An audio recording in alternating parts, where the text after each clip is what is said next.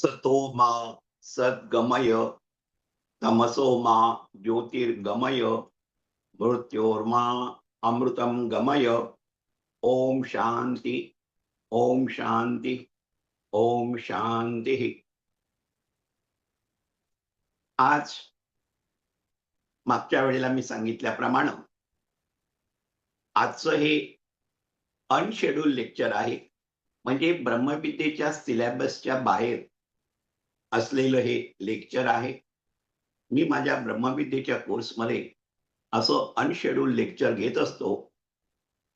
मागच्या वेळेला मी जेव्हा तुम्हाला सांगितलं की मागच्या गुरुवारी क्लास होणार नाहीये आणि नंतरच्या गुरुवारी म्हणजे 5 मार्चला क्लास होईल, तेव्हा मी कॅलेंडरमध्ये पाहिलं.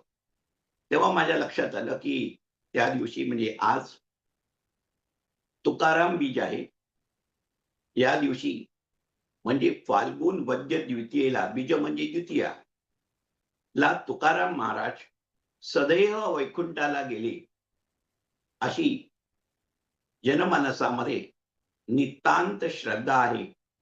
आणि त्या दिवसाचं औचित्य साधून आपण आपला हा कोर्स स्पिरिच्युअल अनफोल्डमेंटचा आहे. आध्यात्मिक उन्नतीकडे घेऊन जाणारा हा आपला कोर्स असल्यामुळे त्याच्या अनुषंगाने तुकाराम बीज आहे. तर आपण थोडंसं तुकाराम महाराजांबद्दल थोडंसं जाणून घेऊया. आणि त्यांचा जीवनपट पाहत असताना त्यांनी त्यांच्या अभंगामधून जे काही सांगितलं, त्याच्यावर आपण चिंतन केलं, मनन केलं किंवा त्या गोष्टी आपण आपल्या रोजच्या जीवनामध्ये अंगीकारण्याचा प्रयत्न केला, तर निश्चितच आपला प्रवास हा स्पिरिच्युअल अनफोल्डमेंटकडे होईल, याबद्दल माझ्या मनामध्ये शंका नाही. वृक्षवल्ली आम्हा सोयरी वनचरे हा अभंग तुम्ही ऐकलेला असेल. लताबाईंनी तो गायलेला आहे. या अभंगामध्ये तुकोबांनी एकांत वासाचं इतकं मनोहारी वर्णन केलेलं आहे. मला नाही वाटत इतकं कोणी मनोहारी वर्णन मराठी साहित्यामध्ये केलेलं असत. त्याची पार्श्वभूमी थोडी ती तुम्हाला मी सांगतो. तुकोबांना माणसांचा उबग आला होता. नको त्यांचं दर्शन, नको त्यांचा सहवास, अशी त्यांची मानसिकता झाली होती.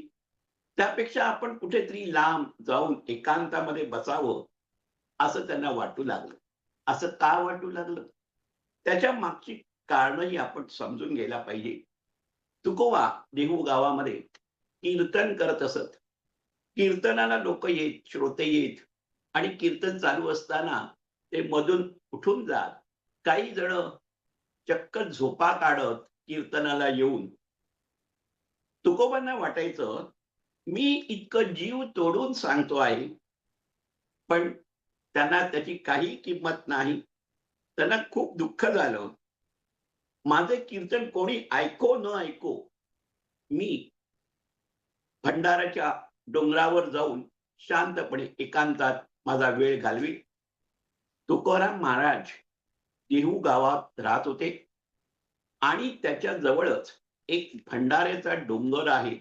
तिथे ते जात असत आणि त्या भंडाऱ्याच्या डोंगरावर जाऊन ते साधना करत, अभंग रचत, ध्यान करत, जे काही करत असतात. आणि ते करत असताना त्यांना आलेला एकांताचा अनुभव त्यांच्या एका या वृक्षवल्ली अमा सोयरे वनचरे या अभंगामध्ये ग्रंथित केलेला आहे. वृक्षवल्ली अमा सोयरी वनचरे पक्षी सुस्वरे आळविती, तेने सुखे एकांताचा वास, नाही गुणदोष अंगा येतो. मी व्याख्यात्याच्या भूमिकेमध्ये असल्यामुळे हे अभंग मी तुम्हाला गद्यामध्ये वाचून दाखवत आहे. वृक्षवल्ली वन्य पशु हे त्यांना त्या भंडाऱ्याच्या डोंगरावर बसल्यानंतर, एकांतामध्ये असल्यानंतर त्यांना ते आपले सगळे सोयरे वाटू लागले. दिवसभर पक्ष्यांचं ते मधुर कुंजन गायन त्यांना ऐकायला यायचं. माणसांच्या कंटाळवाण्या गजबजाटातून दूर मधुर गायन त्यांना ऐकायला मिळत असे. आणि पुढची ओळ आहे, आकाश मंडप पृथ्वी आसन रमे तेथे मन क्रीडा करी. बघा तुकोबा त्या भंडाऱ्याच्या डोंगरावर बसलेले आहेत. खाली पृथ्वीचं विस्तीर्ण हिरवंगार आसन आणि डोक्यावर आकाशाचं निळाभोर मंडप आणि त्या निळाभोर आकाशामध्ये त्यांचं मन एखाद्या पक्षाप्रमाणे फिरत असे, लहान मुलासारखं बागडत असे. आकाश मंडप पृथ्वी आसन रमे तेथे मन क्रीडा करी. बघा, माणसांच्या संगतीमध्ये असताना त्यांचे गुणदोष आपल्याला लागतात, चिकटतात. त्याचा परिणाम आपल्यावरही होतो. आपल्या स्वभावाचा कधी-कधी लोप होऊन जातो आणि आपण त्याच्यासारखेच वागायला लागतो. पण वृक्षवल्लींच्या, पशुपक्ष्यांच्या सहवासामध्ये असल्याने तसा दोष लागत नाही, असा तुकोबांचा अनुभव त्यांनी या अभंगामध्ये सांगितला आहे. आणि कथा कमंडलू देह उपचारा जाणवितो वारा अवसरू. काय सुंदर कल्पना आहे बघा. कथा कमंडलू म्हणजे देहाच्या उपचारासाठी थोडी पुरेशी आहे. पाणी पिण्यासाठी कमंडलू आणि त्यापेक्षाही इतर मला कुठल्याही गोष्टीची त्या एकांतवासामध्ये जरूर नाही. आणि जाणवितो वारा अवसरू म्हणजे वेळ कळण्यासाठी साधन काय आहे, तर तो वाहणारा वारा आहे. त्यावरून मला वेळ समजते. आणि शेवटच्या चरणामध्ये, कडव्यामध्ये तुकोबा म्हणतात, हरिकथा भोजन परवडी विस्तार करोनी प्रकार सेऊ रुची. तुका म्हणे होय मनासी संवाद आपुलाची वाद आपणासी. काय म्हणायचंय तुकोबांना? तुकोबा म्हणतात, हरिकथा, परमेश्वराचं स्तवन हेच माझं भोजन झालेलं आहे. आणि मी निरनिराळ्या प्रकारचे अभंग रचन करून रुचकर प्रकारचं रुचीपूर्ण असं भोजन करून ते मला खाता येतं. करोनी प्रकार सेऊ रुची. हा सारा वेळ जो माझा एकांत वासातला आहे ना, त्याच्यामध्ये माझा माझ्या मनाची संवाद होतो. आणि वाद म्हटलेला नाहीये, संवाद होतो. आणि म्हणजे काय, मला आत्मपरीक्षण करायला वेळ मिळतो. आणि दुसऱ्याचे गुणदोष न शोधता किंवा ती पाहण्याची मला आता गरज उरलेली नाही, तर इतरांच्या पाप पुण्याच्या चौकशा कशाला मी करू. माझंच मी अंतर्मुख होऊन माझ्यामध्ये असलेल्या परमात्म्याला ओळखण्याचा मी त्या एकांत वासामध्ये प्रयत्न करतो. असा हा तुकोबांचा अभंग खूप बोलका आहे.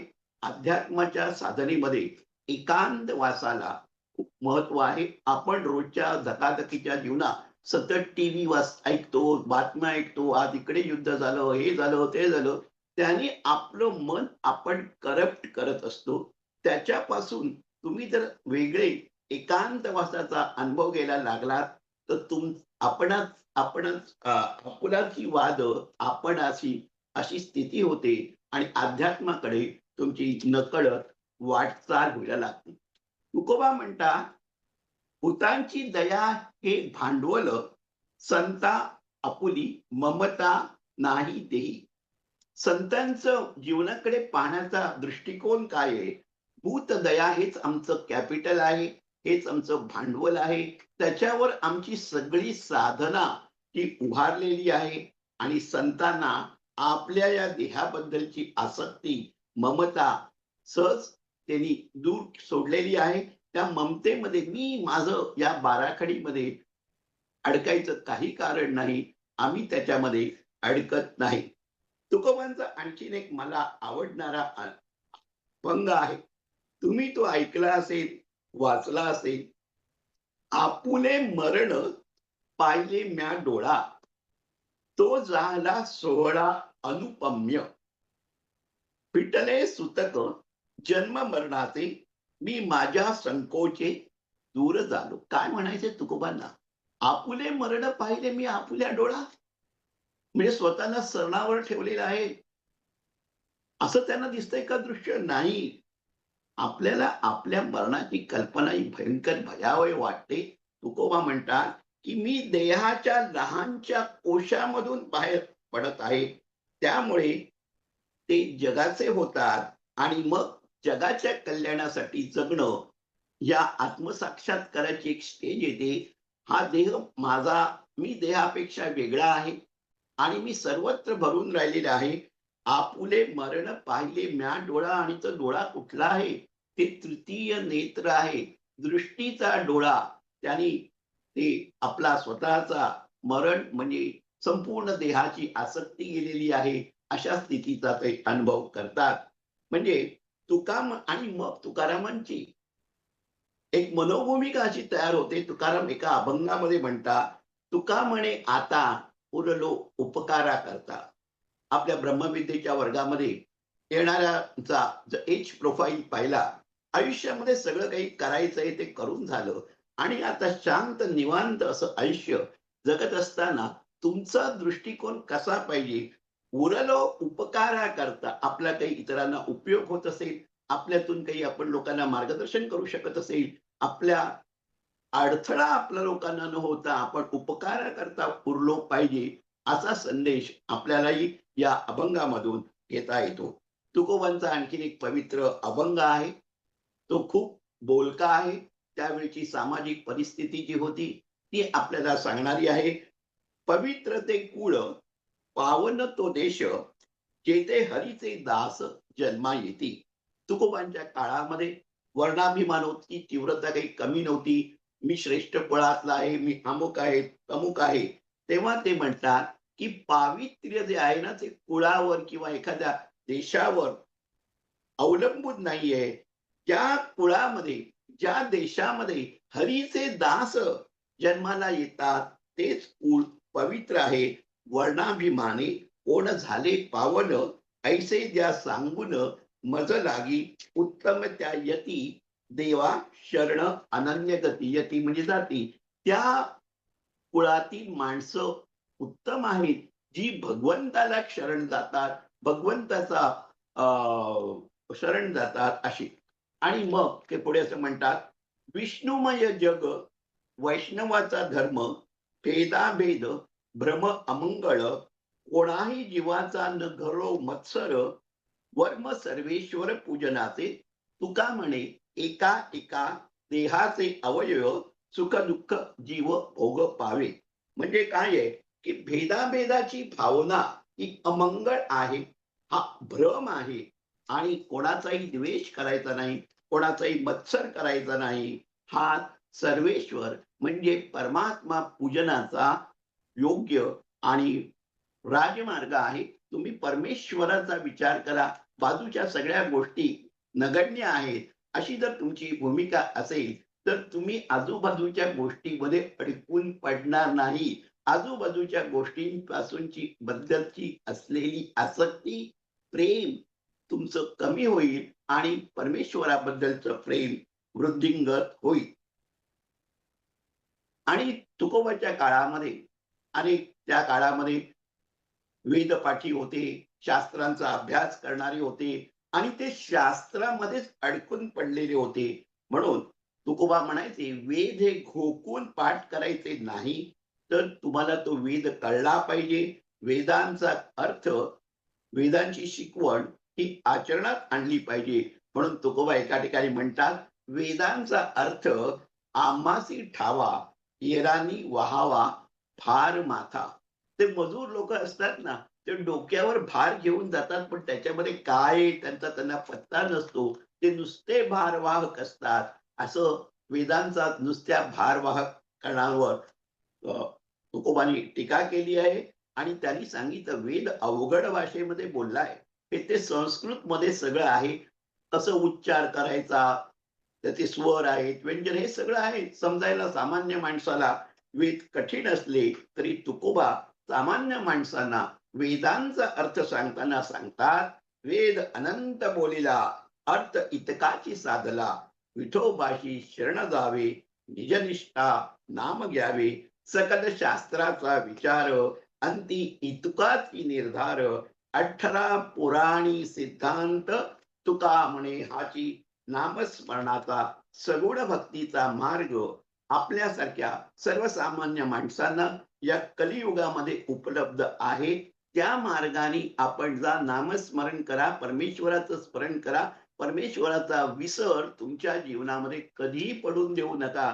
अशा रीतीनं तुकोबांनी त्यांच्या अभंगातून आपल्याला शिकवण दिलेली आहे. It is eye opener to us how we are behaving in our day to day life. What is our perception about the people around us, situation around us, and how we deal with all these things. हे सगळं आपण या तुकारामाच्या अभंगातून आपल्याला त्याचं मार्गदर्शन होत असतं. आपण डोळे उघडे ठेवलेले पाहिजेत, त्याच्यातला अर्थ समजून घेतलेला पाहिजे. नुसते तुम्ही तुकोबाचे अभंग जरी ऐकलेत ना, तरी तुमच्या वृत्तीमध्ये, चित्तामध्ये फरक व्हायला लागतो.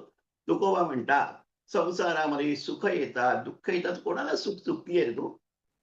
सुख आलं ना तरी त्याला काहीतरी गालबोट असतं.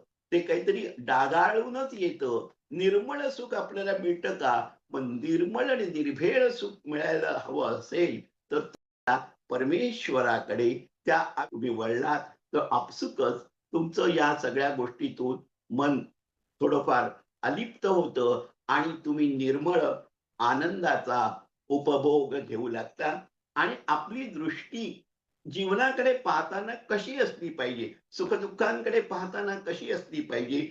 आलिया भोगासी असावे सादर, देवावरी भार घालू नये. मग ते म्हणतात, आलिया भोगासी असावे सादर, देवावरी भार घालू नये.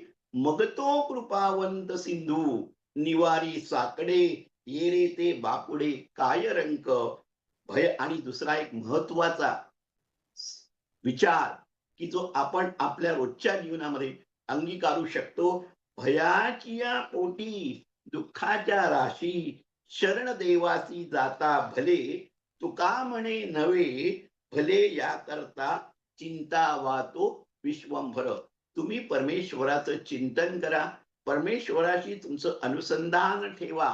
त्यामुळे बऱ्याच वेळेला आपण भयाच्या पोटी दुःखाच्या राशी, आपली जी मानसिकता आहे, फिअर, काहीतरी होईल, काहीतरी अप्रिय घडेल, नको ते घडेल, अशी एक अनामिक भीती आपण सतत आपल्या मनामध्ये ठेवत असतो आणि त्याने आपण काय करतो, दुःख जवळ करतो. Negative things invites negative thing. आज आपण सगळ्या पॉझिटिव्ह थिंकिंगच्या ह्याच्यामध्ये पाहतो. 16व्या शतकामध्ये होऊन गेलेले तुकोबा सांगतात, भयाची या पोटी दुःखाच्या राशी, शरण देवासी जाता भले, तुका म्हणे नवे भले त्या करता, चिंता वातो विश्वंभर. आता तुकारामांचा मार्ग हा भक्तीचा मार्ग होता. आपल्या या ब्रह्मविद्येमध्ये आपण ज्ञानमार्गाने जातो, आपण कर्म मार्गाने म्हणजे ब्रिदिंग एक्सरसाइज, प्राणायाम या साधना करतो. म्हणजे एक प्रकारचा तो कर्ममार्गच झालेला आहे. आणि आपल्या ज्या रिसायटेशन्स आपण म्हणतो, मी पूर्ण आहे, मी परिपूर्ण आहे, माझं शरीर हे जागृत परमेश्वराचं मंदिर आहे, या सगळ्या recitation not to your knowledge तुम्हाला भक्तीकडे घेऊन जात असतात. म्हणून आपला हा ब्रह्मविद्येच्या कोर्समध्ये ज्ञानयोग आहे, कर्मयोग आहे, भक्तियोग आहे, असं मी तुम्हाला सुरुवातीपासून सातत्याने सांगत आलेलो आहे. आणि आजचा या तुकोबांच्या तुकाराम बीच या दिनाचं औचित्य साधून आपण त्या सगळ्या गोष्टींकडे एका वेगळ्या दृष्टिकोनातून, एका वेगळ्या अप्रोच मधून पाहणार आहोत. भक्ती मार्गामध्ये सत्पुरुषांचा सहवास, संतांचा सहवास याला खूप महत्व दिलेले आहे. आणि विश्वव्यापक प्रेमाने भरलेल्या भक्तांचा संवाद फार महत्वाचा आहे. आपल्याला असं वाटतं की भक्ती मार्गामध्ये सत्पुरुषांचाच नाही, त्या भक्तांचा सुद्धा, विश्वव्यापक प्रेमाने ठरलेल्या भक्तांचा सहवास सुद्धा आपल्याला उपयोगी पडतो. आणि हे जे संत किंवा सज्जन कसे असले पाहिजेत किंवा कसे असतात, त्यांची ओळख जर आपल्याला करून घ्यायची असेल, तर आपण नुसतं पहा, तुमच्या लक्षात येईल, जे का रंजले गांजले त्यासी म्हणे जो आपुले, तोची साधू ओळखावा, देव तेथेची मानावा. मृदू सभाय नवनीत तैसे सज्जनांचे चित्त, ज्याची अपंगिता नाही त्यासी धरी जो हृदयी. दया करणे जे पुत्रासी, तोची दास आणि दासी, तुका म्हणे सांगू किती, तो ची भगवंताची मूर्ती.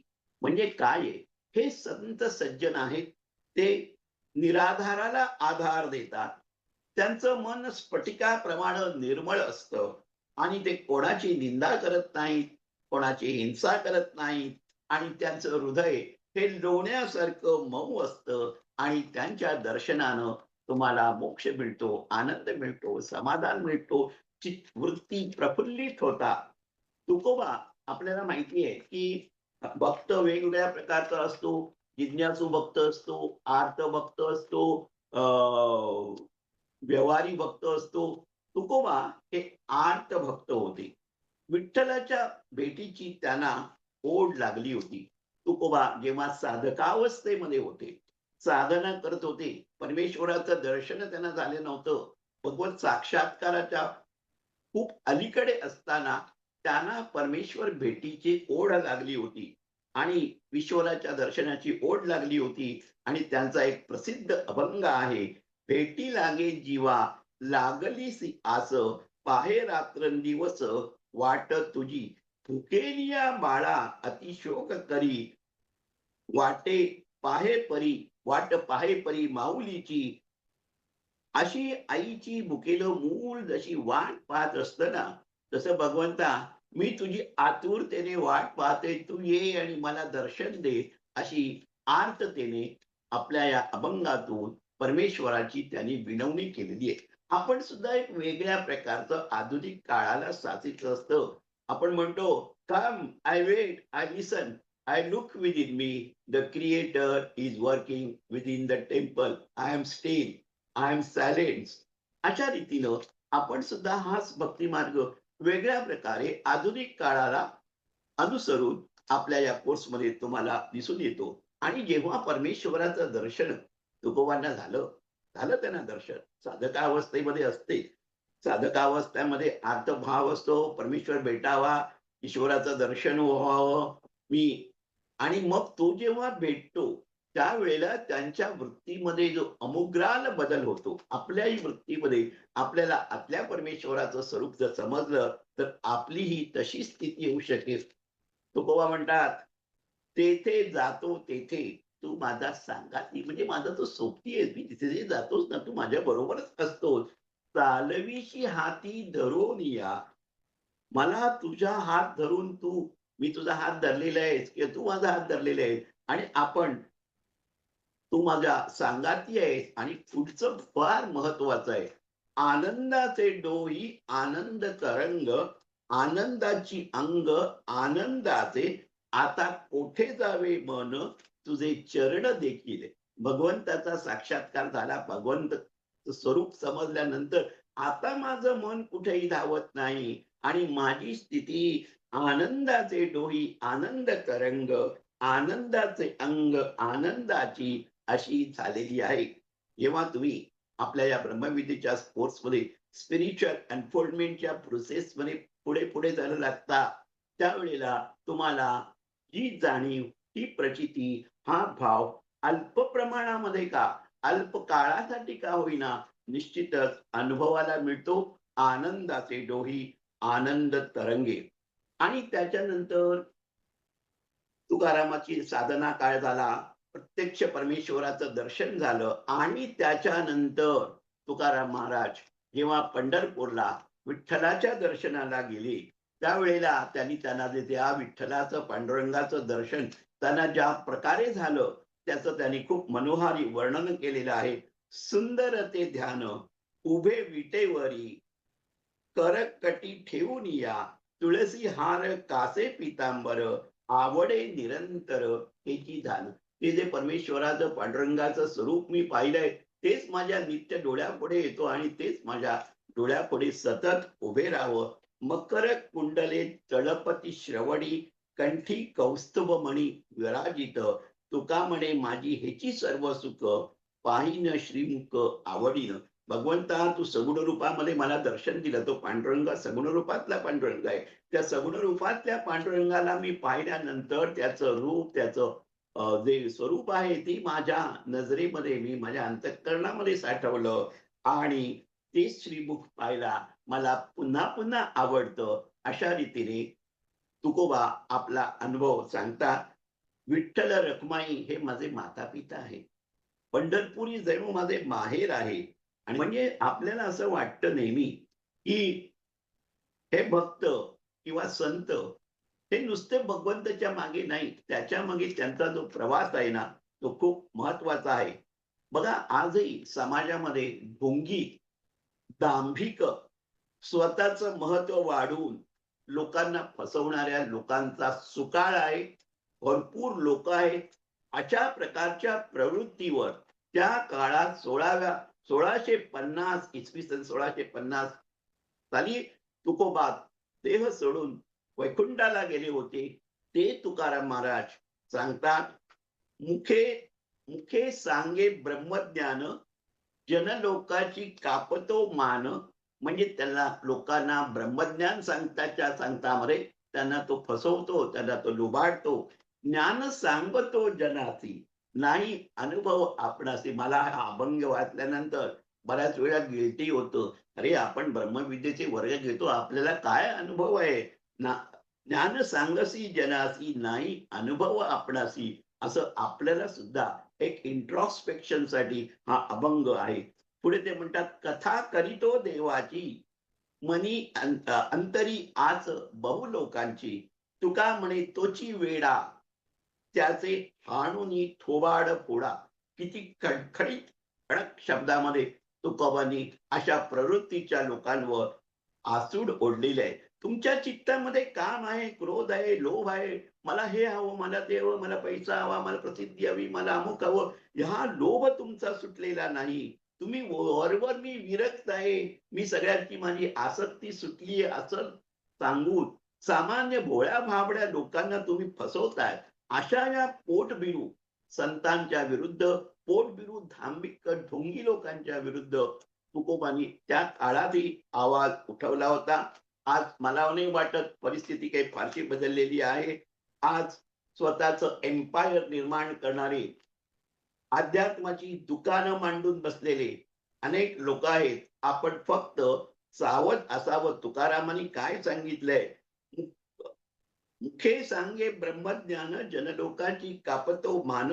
ज्ञान सांगतो जनासी, नाही अनुभव आपणासी. अशा लोकांच्या नादी आपल्याला जर आध्यात्मिक उन्नती करायची असेल तर अजिबात लागू नये. त्यांचा आधार शोधू नये. त्यांच्या आश्रयाला तर अजिबात जाऊ नये. आधार नव्हे आश्रय, मी नेहमी बिमलाबाई ठकारांचा उल्लेख करतो. अशा अशा लोकांच्या आश्रयाला आपण जाऊ नये. तुकोबाने तुकोबांची जी अभंग आहे, त्यांची जी अभंग वाणी आहे, त्या अभंग वाणी तुकोबाच्या अभंगाने मराठी मनावर कित्येक वर्ष राज्य केलेले आहे. तुकोबांचं कवित्व अजोड आहे आणि रसाळ आहे. आणि त्याबद्दल ते इतकं विनम्रपणे म्हणतात. काय म्हणतात, आपुल्या बळे नाही मी बोलत, सखा भगवंत वाचा त्याची. साळुंकी मंजुळ बोलतसे वाणी. कोकिळा नाही म्हटलंय, साळुंकी म्हटलंय.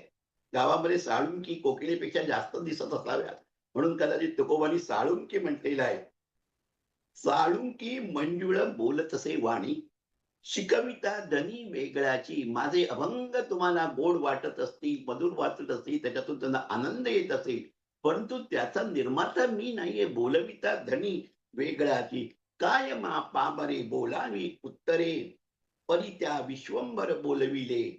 तुका म्हणे त्याची कोण जाणे कळा, वागवी पांगुळा पाया विण. तो मला चालवतोय, त्याच्यामुळे हे सगळं. आणि त्या तुकोबांना लोकांनी त्यांचे अभंग इंद्रायणीच्या काठावर बुडवायला सांगितले स्वतःच्या हस्ते. तुकारामांनी तेही स्वीकारलं. आपल्या हाताने ते अभंग, ते परमेश्वराच्या कृपेनं प्रसादानं, आपुल्या बळे नाही मी बोलत, कृपा भगवंत सखा भगवंत वाचा त्याची, ते अभंग त्यांनी इंद्रायणी नदीमध्ये बुडवले. आणि ते त्या नदीच्या काठावर जणू काही उपोषण करायला बसले. अन्न खाल्लं नाही, पिलं नाही. आणि 14-15 दिवसानंतर त्या इंद्रायणाने ते नदीतले बुडवलेले अभंग तुकोबांच्या हाती सुपूर्त केले. अशी एक गोष्ट आपण नेहमी ऐकतो. मला त्याच्यामध्ये त्याच्या सत्यासत्यतेमध्ये पडायचं नाहीये. परंतु असे भिजलेल्या अभंगाच्या पोथ्या आजही देऊमध्ये काही लोकांकडे उपलब्ध आहे. असं मला आणखीन जे महत्वाचं तुम्हाला सांगायचं आहे तुकोबाच्या या संपूर्ण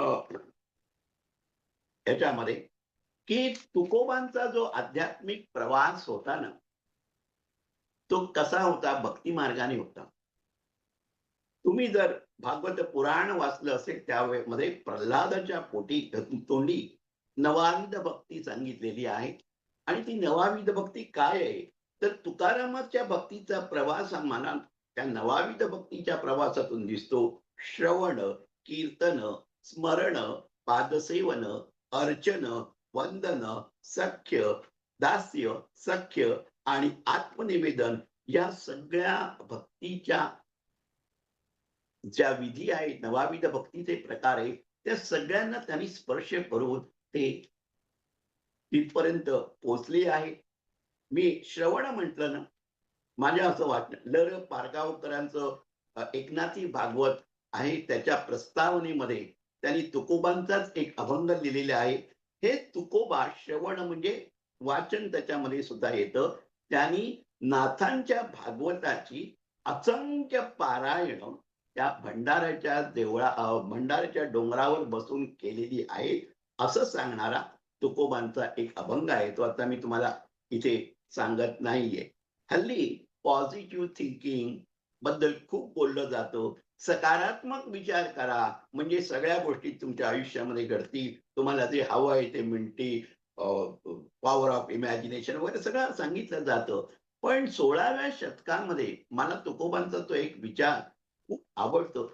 मन करारे प्रसन्न, ऐका, मन करारे प्रसन्न सर्व सिद्धीचे साधन. आपल्याला असं वाटतं सगळ्या गोष्टी मला प्राप्त झाल्या, सिद्ध झाल्या, की माझं मन प्रसन्न होईल, सेरोटोनिन लेवल वाढेल. तेव्हा म्हणतात नाही, तुमचं मन जर प्रसन्न असेल ना, तर सगळ्या गोष्टी, सगळ्या सिद्धी तुम्हाला आपोआप प्राप्त होतात. मन करारे प्रसन्न सर्व सिद्धीचे साधन. If you are on the path of the spiritual unfoldment, तुम्हाला आध्यात्मिक उन्नतीकडे वाटचाल करायची असेल, the very first and foremost thing is required मन करारे प्रसन्न सर्व सिद्धीचे साधन. हे कधी त्याचा विसर पडू देऊ नका. तुकारामांचा आणखीन एक, त्यांनी कसं कसं परमेश्वराबद्दल प्रेम निर्माण झाल्यानंतर, आत्मभाव निर्माण झाल्यानंतर माणसाच्या भावना, माणसाचं भावविश्व, माणसाच्या जीवनाकडे पाहण्याचा अप्रोच कसा होतो. तुकोबा म्हणतात, मन हा मोगरा अर्पुनी ईश्वरा पुनरपी संसारा येणे नाही.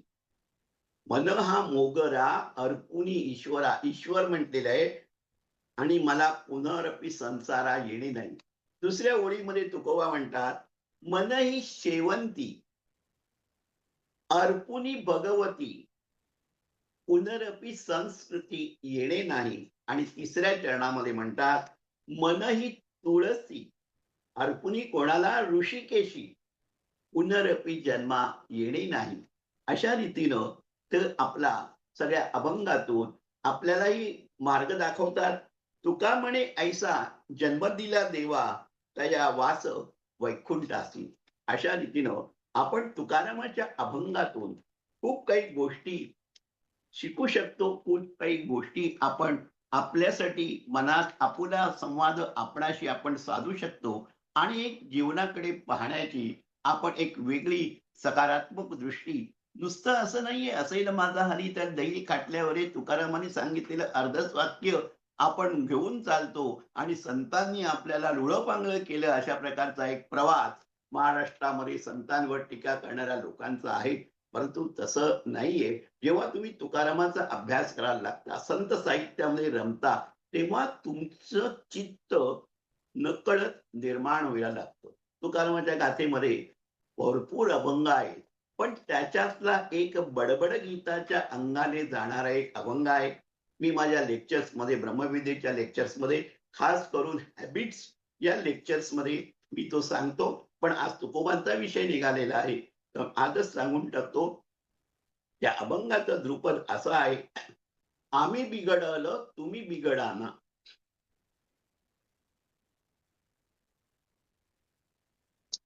आम्ही बिघडलो तुम्ही बिघडाना. सागराच्या संगे सागराच्या संगे नद्या बिघडल्या नद्या बिघडल्या सागरची झाल्या. चंदनाच्या संगे वृक्ष बिघडले वृक्ष बिघडले चंदनसी झाले.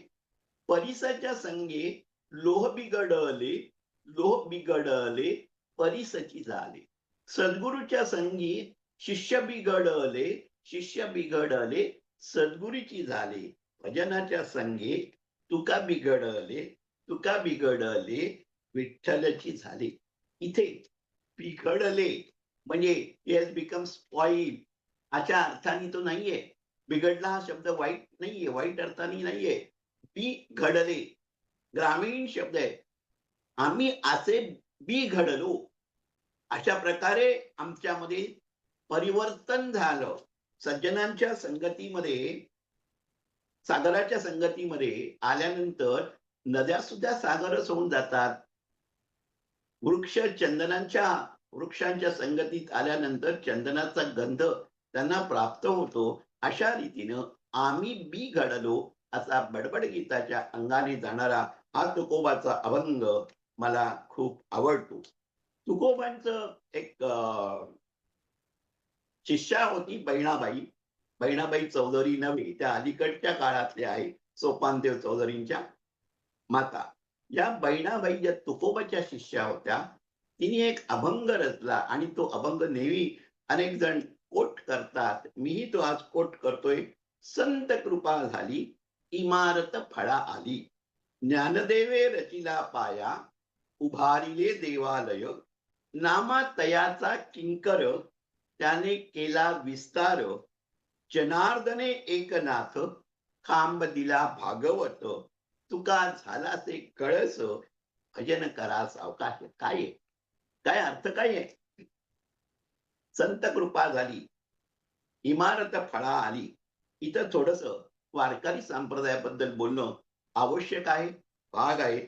संत ज्ञानेश्वर नामदेव यांच्या काळापासून नव्हे, तर त्याच्या आधी पुंडलिकाच्याही नव्हे, त्याच्या आधीपासून वारीची परंपरा सुरू आहे. वारकरी पंथ हा अस्तित्वात आहे. ज्ञानेश्वरांनी ज्ञानेश्वरीच्या रूपानं या वारकरी संप्रदायाला एक तात्विक अधिष्ठान दिलं. म्हणून नामदेवे ज्ञानदेवे रचिला पाया आणि नामातयाचा किंकर.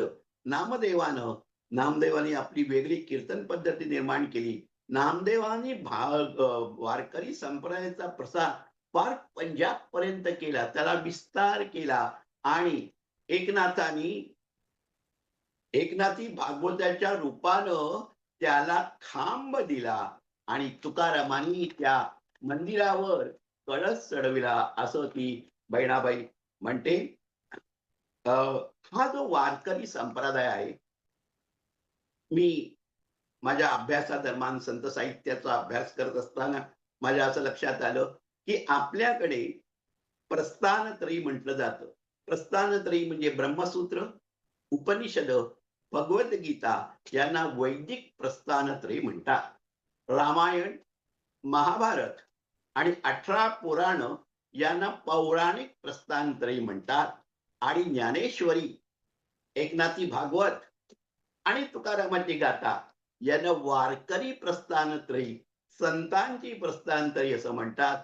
आपला महाराष्ट्र किती त्या दृष्टीनं या महाराष्ट्रामध्ये असे संत निर्माण झाले आणि वैदिक प्रस्थानत्रयी, पौराणिक प्रस्थानत्रयीच्या नंतर ही संतांची वारकरी प्रस्थानत्रयी या भूमीमध्ये आहे. हा जो वारकरी संप्रदाय आहे ना, त्याला काय म्हणतात, हा भक्तीचा संप्रदाय आहे हो. आणि या संप्रदायामध्ये वारीला खूप महत्व आहे. प्रतिवर्षी दोनदा, आषाढीला आणि कार्तिकी एकादशीला पायी चालत जाऊन वारी करण्याला महत्व आहे. हा महाराष्ट्रातील भागवत भागवत संप्रदाय आहे असं म्हटलं जातं. आता या संप्रदायामध्ये काय आहे हो? सत्य बोलावं,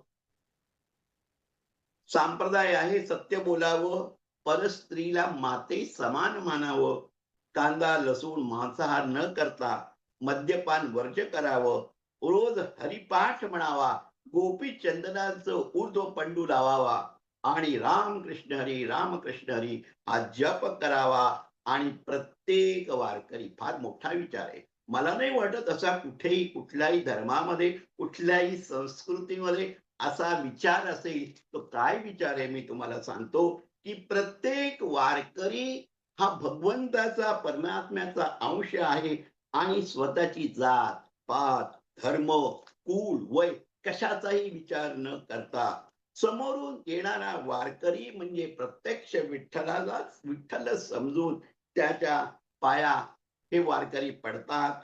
आणि तुकोबांनी हे सगळं वारकरी संप्रदायाचं जे सार आहे ना, आता कुठे आहे का समोरून वारीला जाणाऱ्या माणसाला नमस्कार करतो, बाबा तूच विठ्ठल आहेस, तूच पांडुरंग आहेस, त्याचं स्वरूप तूच आहे म्हणून मी, एवढा अहंकार आपला निमालेला असतो का हो? नाही ना.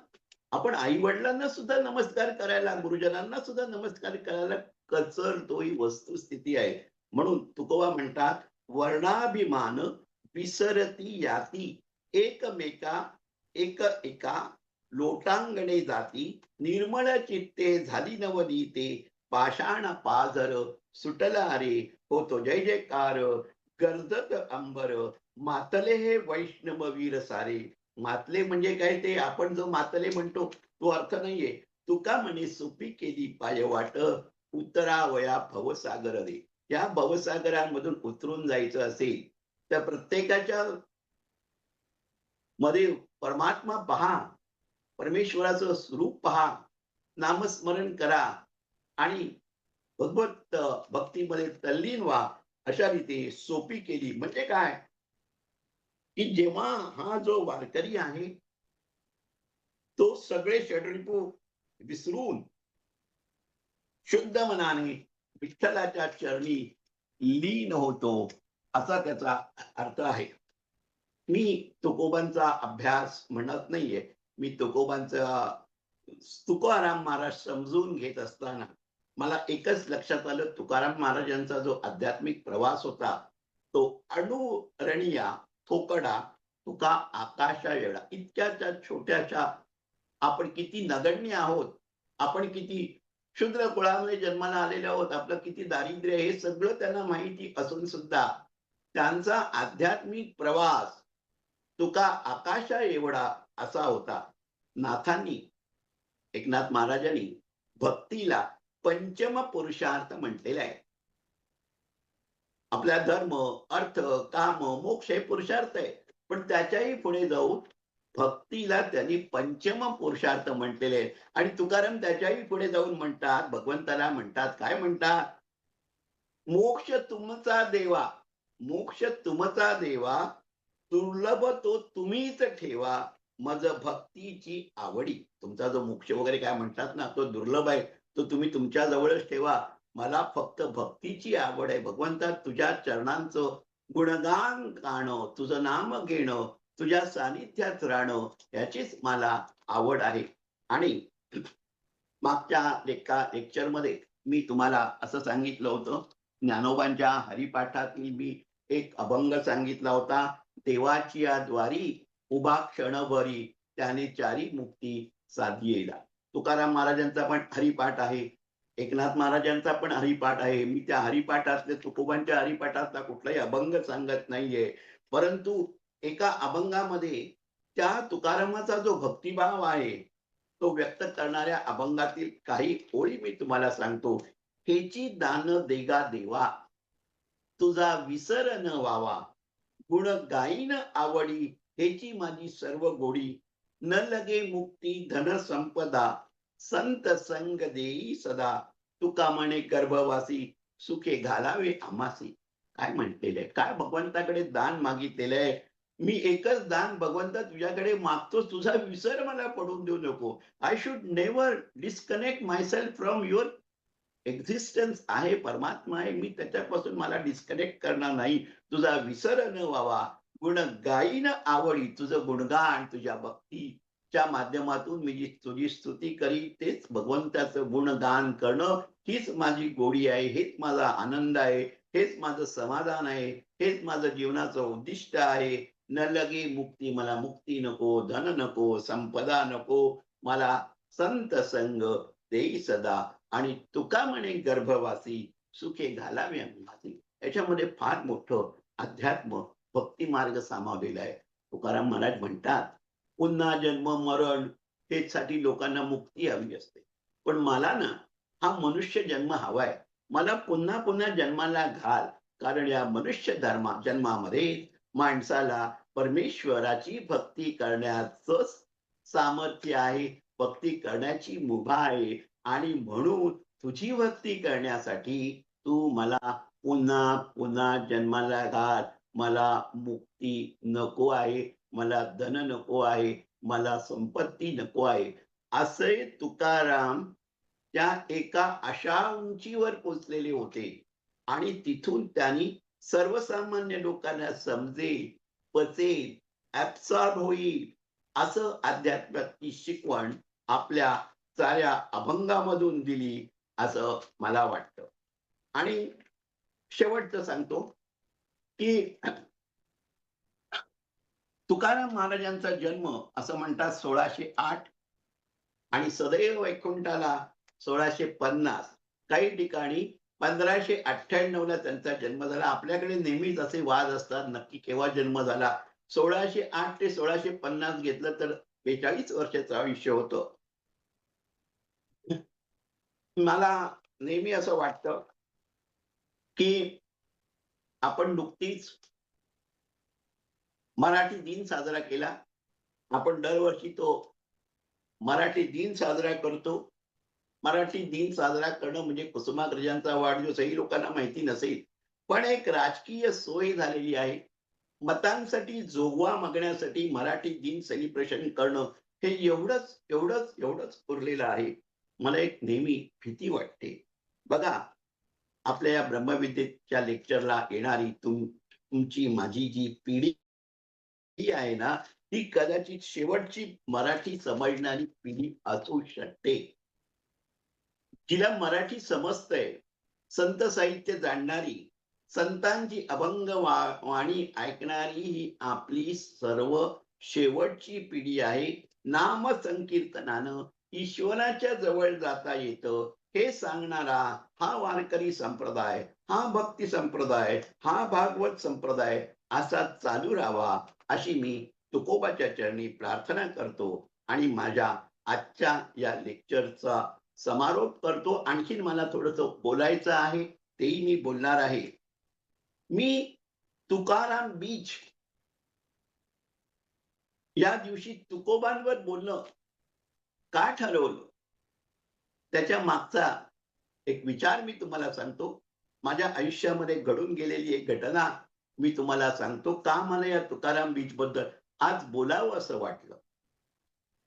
काही वर्षापूर्वी साधारणपणे 2005 का 6 मला एका ठिकाणी तुकाराम बीज आहे, तुम्ही त्यावर बोलाल का म्हणून विचारणा केली आणि मी काही मागचा पुढचा विचार न करता म्हटलं हो बोलेल.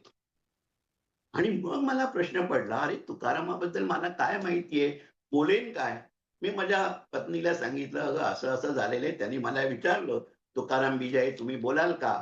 माझ्याकडे आता महिनाभर पण नाहीये आणि ते चेंबूर महिला मंडळामध्ये बोलायचं होतं. त्या महिलांसोबत मी काय बोलणार, तर तू एक काम करशील का. माझी पत्नी माझ्या लेक्चर्सना येत नाही, पण तिचं सगळं अटेन्शन असतं. मला म्हटलं, तू तुकारामाबद्दल मला जे काही बोलायचं आहे ना, ते जर तू मला लिहून दिलंस, तर मी त्या लाईनवर बोलेन. मी जेव्हा बी.कॉमला होतो, त्याच वेळेला माझी आई जॉब करत होती आणि ती एम.ए. घेऊन, मराठी घेऊन एम.ए. करत होती. तेव्हा तिला तुकाराम हा विषय होता आणि तुकाराम गाथा आमच्याकडे होती. साक्षात्कारी संत तुकाराम दंश पेन्शनचं पुस्तक होतं.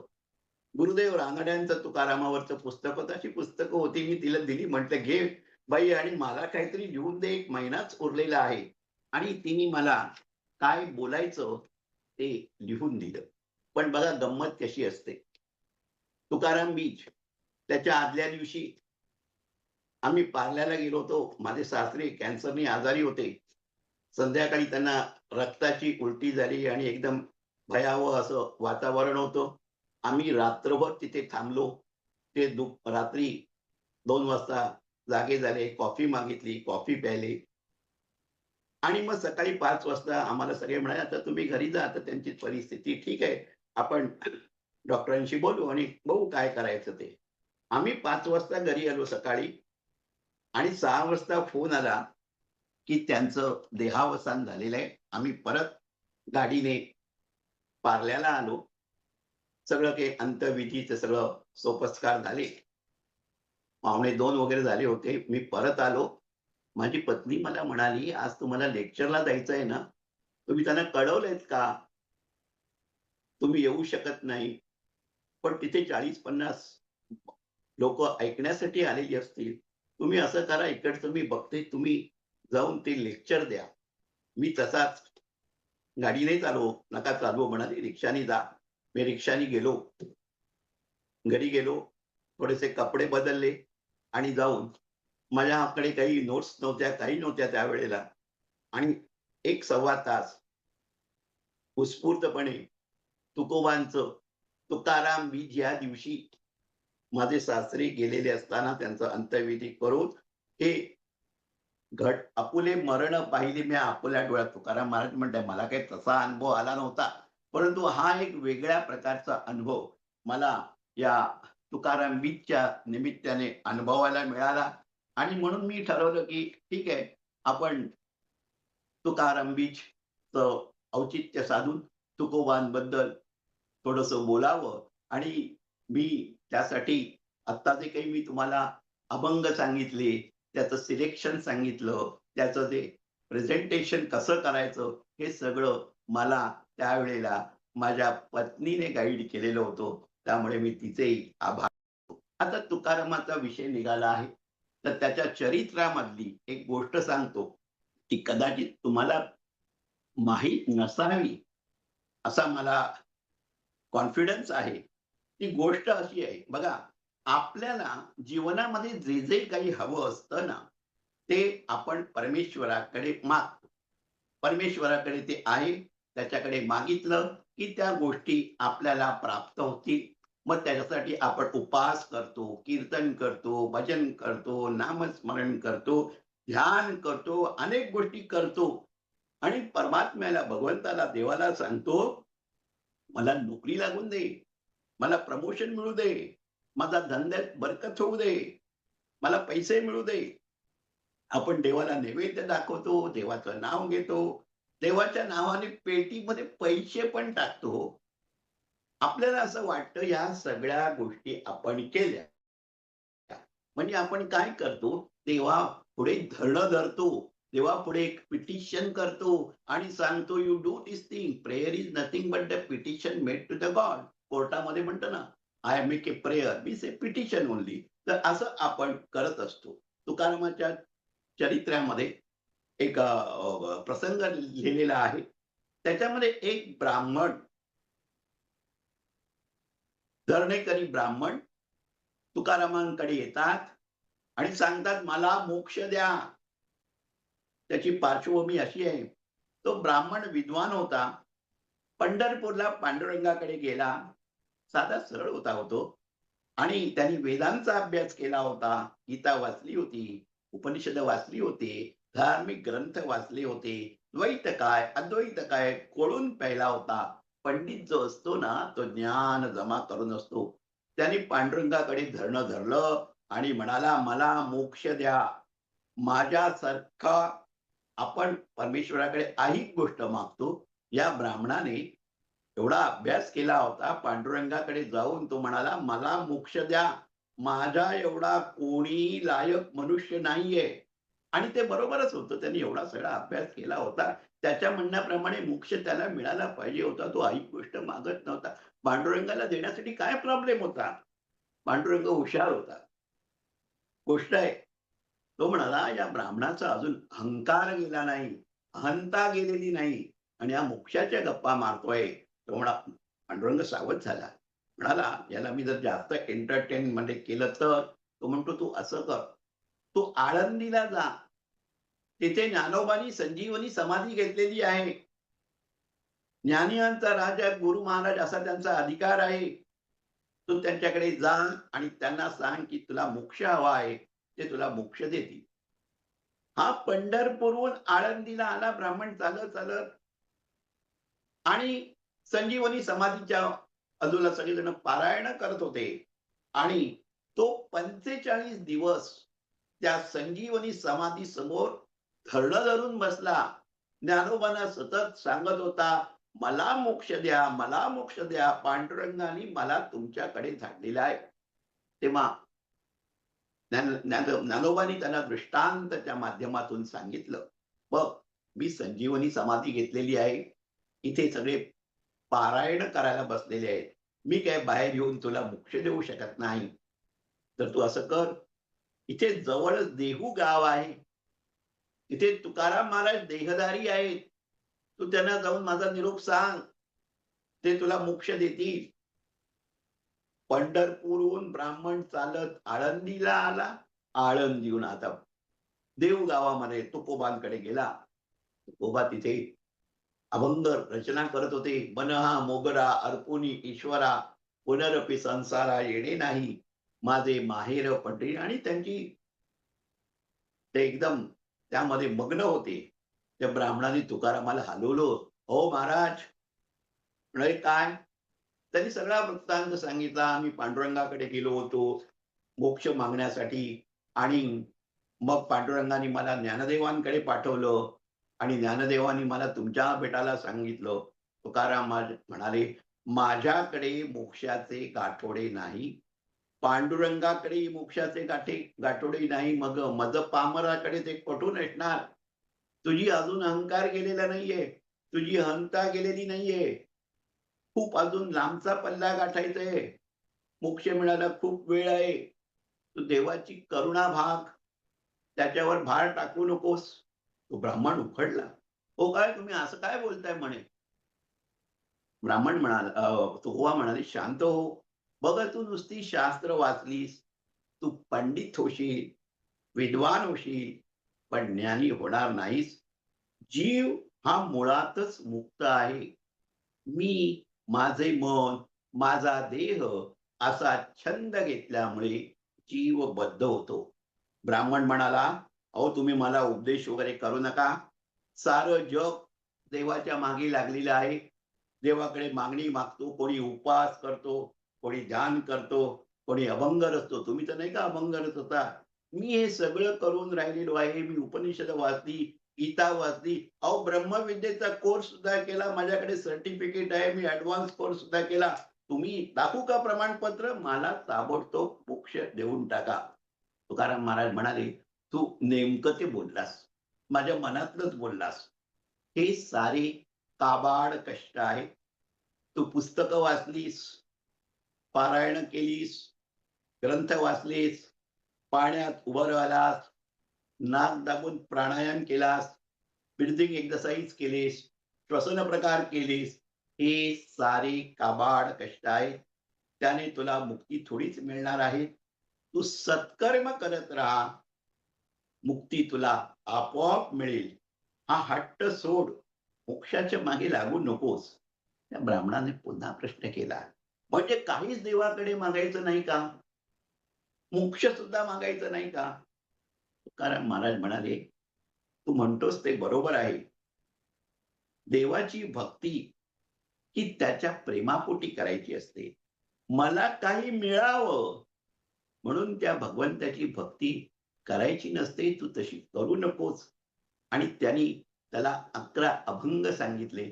देवाची या चाडे आळवावे देवा, नाही देवापाशी मोक्षाचे गाठोडे, आणुनी निराळे द्यावे हाती, इंद्रिय जय साधूनिया, मन निर्विषय करणे असे इथे. ह्या प्रकारे जर तू गेलास तर तुला मोक्ष आपोआपच मिळेल. त्या ब्राह्मणाचा मोह दूर झाला.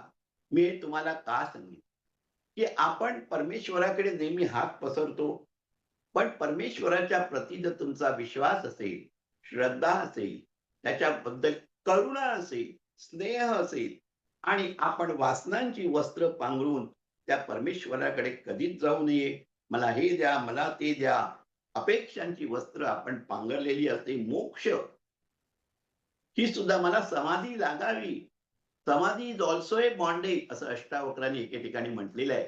तर मला हे हवं, मी त्यामध्ये बद्ध होत जातोय.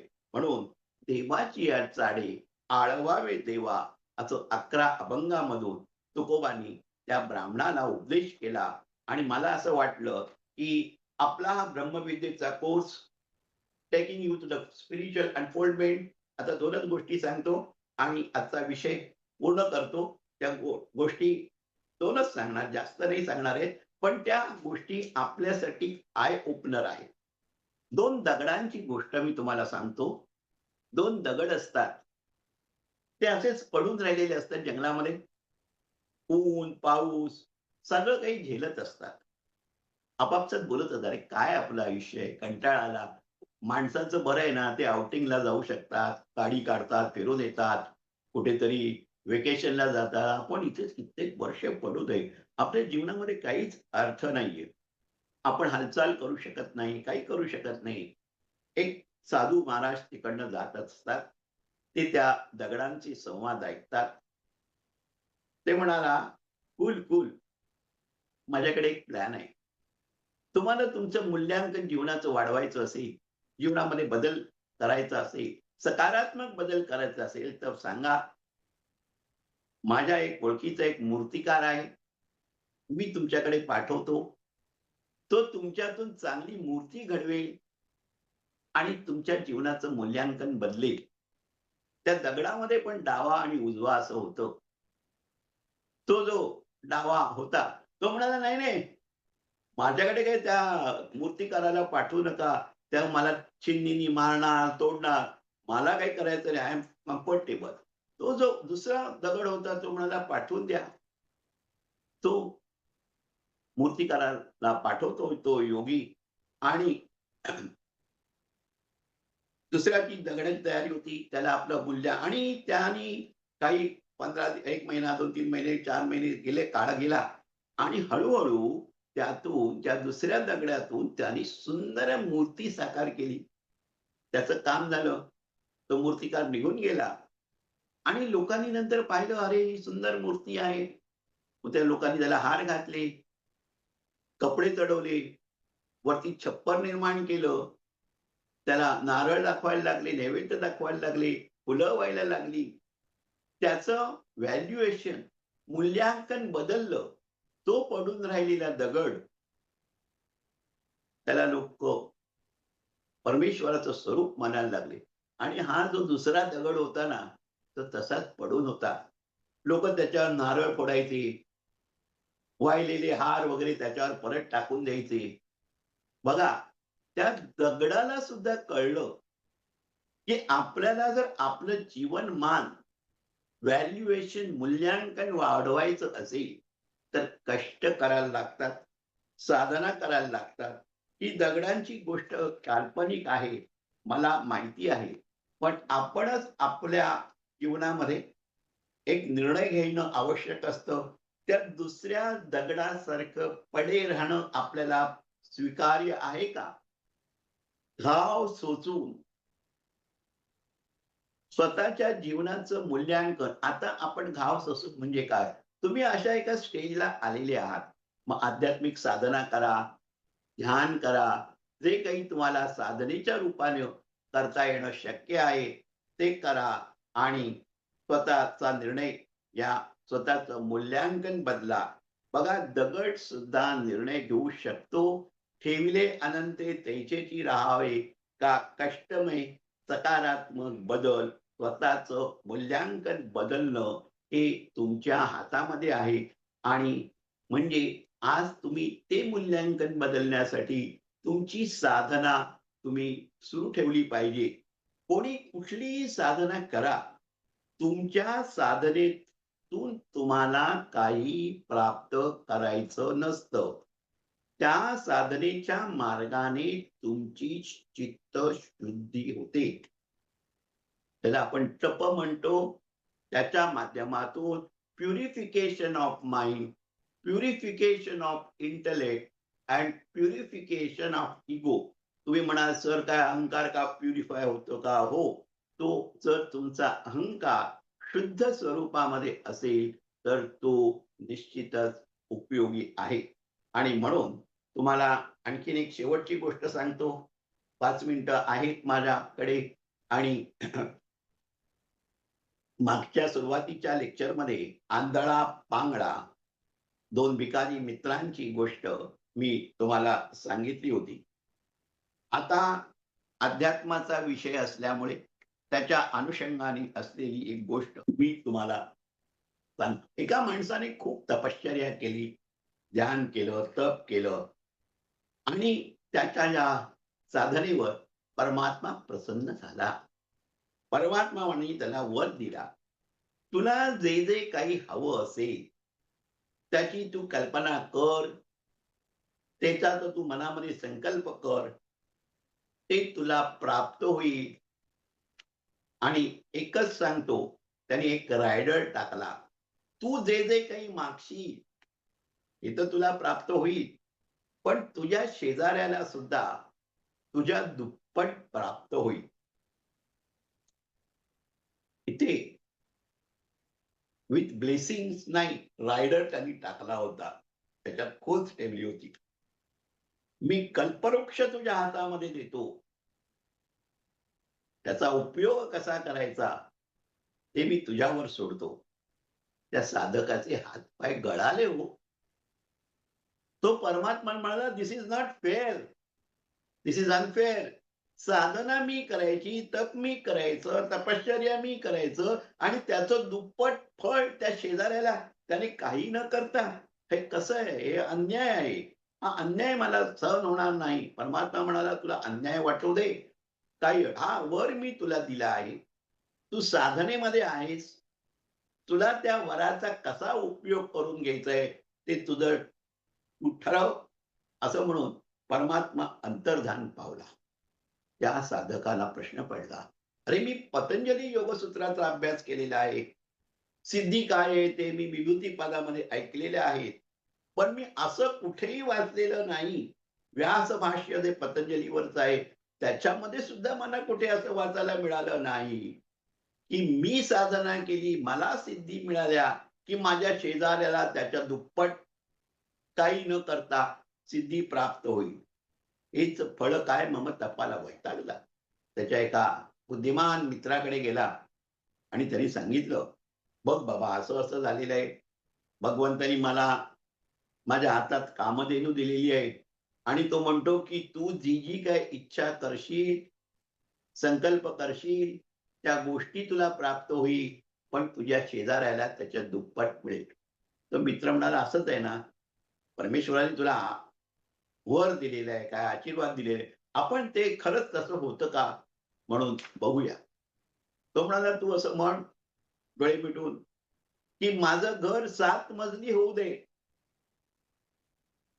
तो म्हणतो, "माझं घर 7 मजली होऊ दे."